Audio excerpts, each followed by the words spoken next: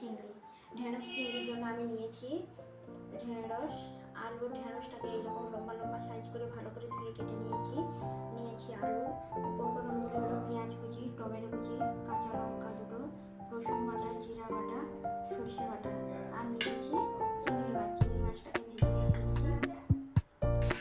আমি দিয়েছি ভেন্ডিটা লাল লাল করে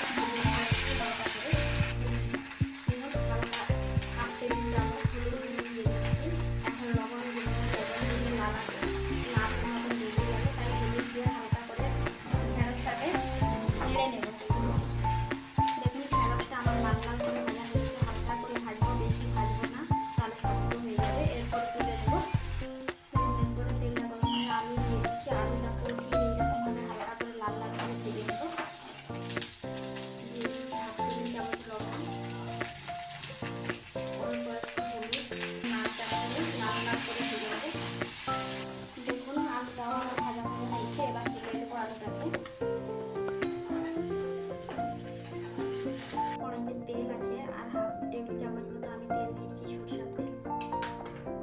দেখুন ফোড়নে দিয়ে দিচ্ছি অল্প পরিমাণ কালো জিরে, দুটো কাঁচা লঙ্কা,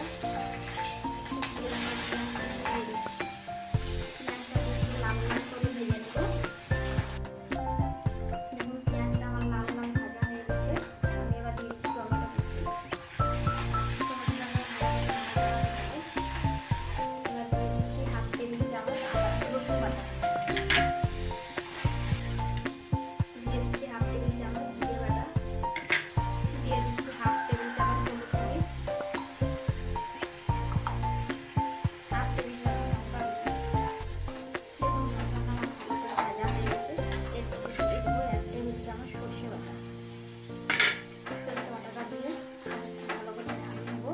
এটাকে বেশি নাড়বো না, সরষে বাটা বেশি নাড়লে সেটা দেবে, তাই আমি হালকা করে নেড়ে এরপরে দিয়ে দিচ্ছি ভেজে রাখা ভেন্ডি, আলু।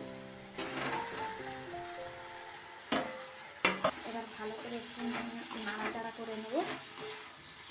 দিয়ে দিচ্ছি পরিমাণ মতো লবণ। এরপরে ভালো করে নাড়াচাড়া করে নেব। এরপরে ভেজে রাখা চিংড়ি মাছ দিয়ে দেবো। এরপরে ভালো করে নাড়াচাড়া করে দিয়ে দেবো জল সেদ্ধ হওয়ার জন্য আলু আর ভেন্ডিটা। দেখুন পরিমাণ মতো জল দিয়ে দিয়েছি। এরপরে নাড়াচাড়া করে 5 মিনিট ঢাকা দিয়ে রেখে দেবো। মিডিয়াম ফ্লেমে ঢাকা দিয়ে রেখে দেবো যাতে আলুটা ভালো করে সেদ্ধ হয়। দেখুন আমার তরকারি রেডি, ঢেঁড়স চিংড়ি। এবার আমি প্লেটে ঢেলে নেব। আলুটা সিদ্ধ হয়ে গেছে ভালো করে। আমি ঢেঁড়স চিংড়ি দেখুন রেডি। যদি ভিডিওটা আপনাদের ভালো লেগে থাকে অবশ্যই লাইক, কমেন্ট, শেয়ার করে জানাবেন। নমস্কার।